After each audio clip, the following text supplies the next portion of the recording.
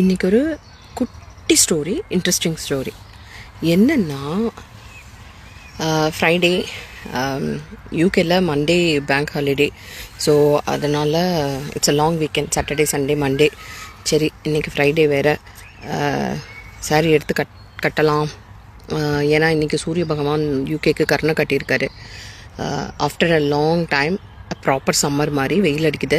So இங்கே summer அப்படின்னா 9-10 மணி வரைக்கும் இப்படி தாங்க இருக்கும், ஃபுல் இதாக இருக்கும். ப்ளஸ் ஹீட் அவ்வளோவா இருக்காது. மோஸ்ட்லி ஹீட்டாக இருந்தாலும் சில்லுன்னு காற்று வரும். இல்லை அப்பப்போ வர்ண பகவானும் வருவார்.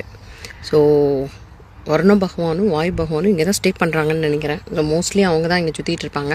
சூரிய பகவான் அப்பப்போ ஏதோ விசிட் பண்ணுவார். வரும்போது அவங்க ஃப்ரெண்ட்ஸுக்கு எடுத்துகிட்டு வர மாதிரி கொஞ்சமாக ஹீட் எடுத்துகிட்டு வருவார் நம்ம ஊர் பக்கமாக இருந்து. ஸோ இன்றைக்கி அந்த மாதிரி ஒரு இதுதான் எடுத்துகிட்டு வந்திருக்காங்க. ஸோ இங்கே மட்டும் அவர் அந்த மாதிரி கொண்டு வந்துட்டால் இங்கே இருக்கிறவங்களெல்லாம் ஒரே குசி ஆகிடும். ஸோ பார்க்கு, அவங்களோட செல்லப்பிராணிகள் பார்க்கில் இருக்கும். ஸோ அப்படி ஒரு இதில் கோயிலுக்கு வந்தாச்சு. என்னோடய இளவரசிக்கு பார்க்குக்கு போகணுன்னு சொல்லிட்டாப்புல.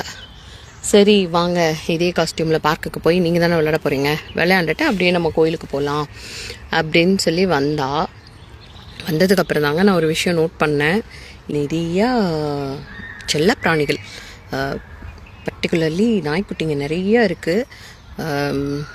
ஸோ இங்கே இருக்கிற வெள்ளைக்காரங்களுக்கே நம்மளோட ட்ரெஸ்ஸை பார்த்தா they will comment back. ஏன்னா நம்ம கொஞ்சம் வித்தியாசமாக இருக்கும் இல்லையா? ஸோ அதில் அந்த நாய்க்குட்டிங்களுக்கு டிஃப்ரென்ஷியேட் பண்ண தெரியலையா என்னன்னு தெரியல. இதோட 4-5 நாய் கிட்ட மோந்து பார்த்துட்டு போயிடுச்சு. அதோட கிட்ட அதை விட்ட லுக்கே கொஞ்சம் டிஃப்ரெண்ட்டாக இருந்தது.